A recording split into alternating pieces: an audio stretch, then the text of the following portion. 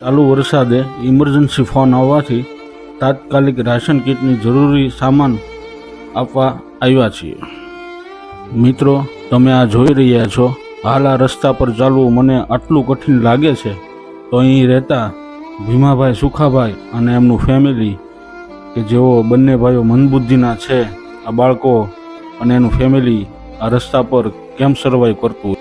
અહીં દર 5 વર્ષે જ્યારે ચૂંટણીઓ આવે છે ત્યારે ગામના નેતાઓ તથા જે કોઈ વાહન હોય ચૂંટણી માટેનું મતદાન માટે એ ટાઈમ ટુ ટાઈમ આવે છે, પણ ચૂંટણી પત્યા પછી મને એવી માહિતી મળી કે કોઈ અહીંયા ડોકાતું પણ નથી। આ છે આપણા નારુ કાકા। નારુ કાકા દેખાવમાં સાવ સરળ અને સાદા છે, પણ કાકા ખૂબ હિંમતવાળી વ્યક્તિ છે।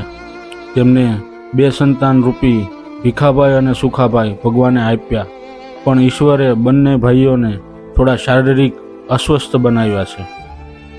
પણ નારુ કાકાને આ વાતનો જરા પણ ઈશ્વર પાસે અફસોસ કે કાંઈ ફરિયાદ નથી। એ નાનું મોટું કડીએ કામ કરી પોતાનું ગુજરાન ચલાવે છે, પણ કોઈ ન હોય એનું ભગવાન હોય। પેલી કહેવત છે ને કે ભાઈ રામ રાખે એને કોણ ચાખે।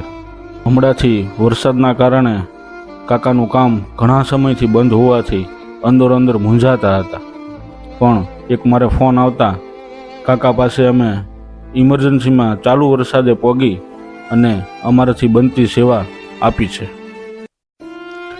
આજની સેવારૂપનો પ્રસાદ પ્રણવભાઈ પટેલ તરફથી નારુ કાકાને આપવામાં આવ્યો છે, તો પ્રણવભાઈ પટેલનો આ સત્કાર્યમાં સાથ આપવા બદલ હું ખૂબ ખૂબ આભાર વ્યક્ત કરું છું અને માતાજી પાસે એ જ માગું છું કે ભગવાન તમને જાજી શક્તિ આપે।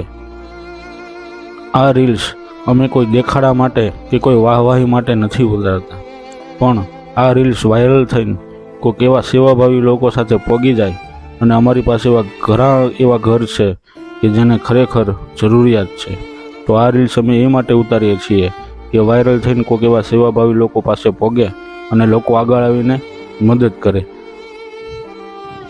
તો બસ આ જ રીતના સૌ સાથે મળી આપણે એકબીજાની મદદરૂપ બની શકીએ અને આવા જરૂરિયાતમંદ સુધી પહોંચી શકીએ એવી પરમ કૃપાળુ પરમાત્માને પ્રાર્થના કરું છું। અને ફરી એકવાર પ્રણવભાઈ પટેલનો ખૂબ ખૂબ આભાર।